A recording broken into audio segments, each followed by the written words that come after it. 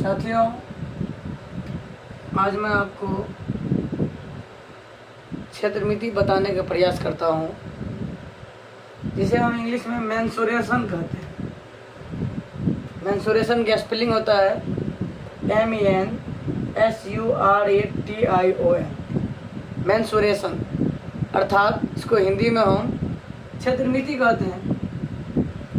क्षेत्रमिति दो शब्द से मिलकर बना है, जैसा कि हमने पहले लिख के रख दिया है, क्षेत्र जोड़ मिति। क्षेत्र का मतलब हुआ एक प्रकार का एरिया, या हम कह सकते हैं एरिया या तो किसी प्रकार एरिया हो सकता है, त्रिभुजाकार एरिया, चतुर्भुज का एरिया, किसी प्रकार का एरिया हो सकता है। अर्थात हम क्षेत्र को हम आकृति कह देंगे।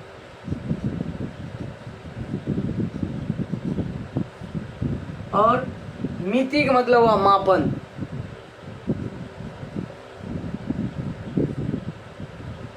अर्थात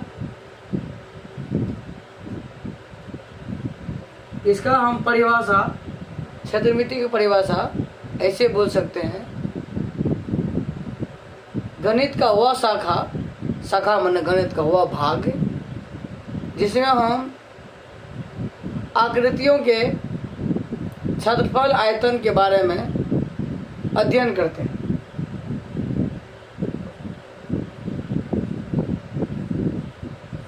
गणित का वह शाखा जिसमें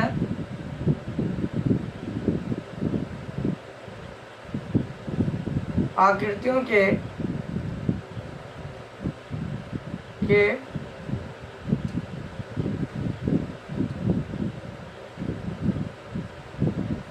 क्षेत्रफल एवं आयतन के बारे में अध्ययन करते हैं।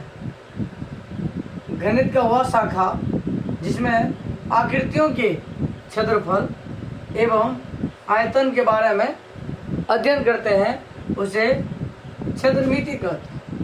अब सवाल आया, यहाँ पर आकृतियों लिखे हम, कौन कौन आकृति का हम लोग क्षेत्रफल आयतन का अध्ययन करेंगे। तो हम आपको आकृति बता दें। आकृति जैसे त्रिभुज, चतुर्भुज, वृत्त, शंकु, गोला, बेलन, प्रिज्म इत्यादि प्रकार के आकृतियों का हम अध्ययन करते हैं। तो इत्यादि ये सभी आपको क्या हो गया, आकृति हो गया। अब मैं आपको एक चीज और बता दूं, क्षेत्रफल और आयतन में अंतर। आप जानते हैं क्षेत्रफल के बारे में? क्षेत्रफल के बारे में मैं आपको बताता हूँ। आप जानते हैं तो अच्छी बात है, नहीं जानते फिर कोई बात नहीं। देखिए, मैं आप सबों के बीच एक डब्बा मैंने लाया। इस डब्बा को, ये एक प्लास्टिक का डब्बा है। आप देख सकते हैं इस डब्बा एक खोखला है, अंदर में कुछ जगह है और चारों भाग यानी सभी सतह प्लेन है, आप देख सकते हैं। तो हम इस डब्बा को मानेंगे ये डब्बा घनाभ आकार का है। बोलिए घनाभ क्या होता है, घन भी क्या होता है। आप एक सलाई को ले लीजिए और इनको ले लीजिए, तो एक लेंगे आप, मान लीजिए यही है, इनको हम घनाभकार बोलते हैं, यानी घनाभ आकार का है और एक घन आकार का होता है। यदि आप लूडो का पासा देखे होंगे, इस पर 1 बिंदा, 2 बिंदा, 3 बिंदा, 4 बिंदा, 5 बिंदा, 6 बिंदा तक लिखा होता है। उनका सभी ये सतह जो होता है सबका एक ही से होता है। मतलब जितना बड़ा ये होगा उतना बड़ा ये, उतना बड़ा, मतलब सबका सतह सेम ही होता है। जिनका सतह सेम हो तो वो हो गया घन। इनका सभी सतह सेम नहीं है, जैसे ये बड़ा हो गया, ज़्यादा लंबा चौड़ा है, ये थोड़ा उससे कम है, ये उससे भी कम है। इसको हम कह सकते हैं घना वक्र। अब हम आपको बता रहे थे क्षेत्रफल आयतन में अंतर। देखिए इनका जो क्षेत्रफल हम निकालेंगे तो इसमें बनाने में कितना मतलब जो प्लास्टिक लगा, एक ये सतह लगा, ये सतह लगा, ये सतह लगा, ये लगा, ये लगा, ये लगा, इन सभी का ये हम लोग क्या करेंगे, इनका हम लोग सतह का मापेंगे, क्षेत्रफल हो गया। यानी सतह के माप को क्षेत्रफल कहते हैं। इनकी सतह को क्या हो सतह है, 1 2 3 4 5 6, सभी सतह को मापेंगे तो क्षेत्रफल हो गया। और इसके अंदर जगह कितना है, देखिए इसके अंदर जो भी जगह है, इसके अंदर कितना सामान अटता है, कितना मात्रा में, कोई जैसे पानी भरेंगे, दूध भरेंगे, कुछ भी भरेंगे तो कितना अटेगा, जो वो मात्रा अटेगा वो हमारा आयतन हो गया। तो आप समझ गए होंगे अंदर में जो जगह होता है उनको आयतन बोलते हैं, और बाहर सरफेस भाग होता है ये प्लेन वाला भाग, इनको उसमें से एक आकृति लिया आयत। आयत को इंग्लिश में कहते हैं हम लोग rect, RECT, rect angle. Rect angle का मतलब होता है आयत। और जैसा कि हमने एक आकृति बना दिया है, आयत का नाम रखा ABCD। अब देखिए इसमें क्या करेंगे हम, आयत से संबंधित जो भी फार्मूला होता है, जैसे कि इनका परिमाप, क्षेत्रफल, विकर्ण, इन तीनों को हम एक आसान तरीका से निकालते हैं। इन तीनों का फार्मूला हम सूत्र आसान तरीका से निकालते हैं, वो अभी आप देखेंगे। जैसे कि सबसे पहले हम परिमाप, आयत का परिमाप निकालते हैं। तो आप देखते हैं हम सामने में एक आकृति बना कर रखे हैं, इसका नाम है ABCD। आयत है, इनमें 4 भुजा है, 1 2 3 4। जितना आप डंटा देख रहे हैं ये भुजा हो गया, और ये जो देख रहे हैं ये हो गया इनका कोण। इसमें शीर्ष भी होता है, जहाँ जहाँ 2 डंटा मिलता है, देखिए इस यहाँ मिला, ये डंटा मिला, ये शीर्ष हो गया। एक यहाँ मिला, ये डंटा, ये डंटा, ये डंटा यहाँ मिला, और यहाँ मिला, 4 को शीर्ष हो गया, 4 को कोण हो गया, और 4 को भुजा हो गया।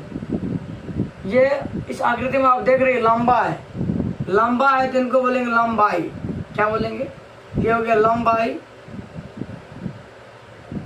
ये छोटा हो गया तो हो गया चौड़ाई। हम लंबाई को इंग्लिश में लेंथ कहते हैं, और चौड़ाई को इंग्लिश में हम लोग कहते हैं ब्रेथ।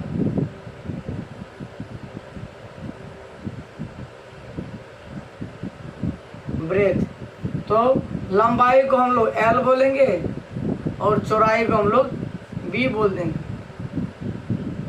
अब देखिए लंबाई को हमने L कहा, चौड़ाई को हमने B कहा। आप आयत के परिभाषा जानते होंगे, वह चतुर्भुज होता है जिसके आमने सामने की भुजा बराबर हो, अर्थात जितना बड़ा ये है उतना बड़ा ये होगा, जितना बड़ा ये उतना बड़ा ये होगा, उसे आयत कहते हैं हम लोग। तो ये है L, तो ये भी L होगा, ये B, ये क्या होगा B, सेम होगा। मतलब आमने सामने की भुजा सेम होता है, इसीलिए इसको हम लोग आयत कहते हैं। ये L माने, ये भी L माने, ये B माने, ये B माने। हमको निकालना है परिमाप। क्या निकालना है, परिमाप निकालना है। आप जानते होंगे किसी भी आकृति का परिमाप निकालने के लिए उनके सभी भुजा हम लोग जोड़ते हैं। तो ठीक उसी प्रकार इसका परिमाप निकालेंगे, इनकी सभी भुजा को हम जोड़ेंगे। जैसे AB जोड़ BC जोड़ CD जोड़ DA। अब AB को हमने L माना तो L दिए, BC को B माना है, CD को L माना है, DA को भी B माना है।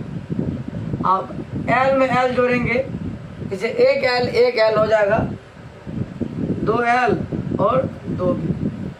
दोनों में 2 है, कॉमन ले लेंगे, दोनों में तो कॉमन ले लिए, हो गया L प्लस।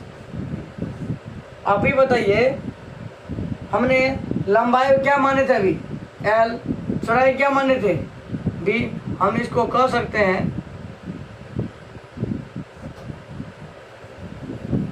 2 इंटू लंबाई प्लस चौड़ाई। तो ये परिमाप निकला, किसका परिमाप निकला, आयत का परिमाप निकला। आयत का परिमाप का सूत्र क्या निकला, 2 इंटू लंबाई प्लस चौड़ाई, या इसको हम हिंदी में यहाँ पे लिख दिए 2 इंटू लंबाई प्लस चौड़ाई। आप इससे पहले शायद जानते होंगे आयत का परिमाप होता है 2 इंटू लंबाई प्लस चौड़ाई। अभी हमने आपको बताया आयत का परिमाप निकाला कैसे जाता है, तो आपने देखा, तो लास्ट में हमको रिजल्ट क्या आया, 2 इंटू लंबाई प्लस चौड़ाई। तो ठीक, मैं आपको अगले वीडियो में बताऊंगा क्षेत्रफल निकालने के लिए और विकर्ण निकालने के लिए। तब तक के लिए धन्यवाद।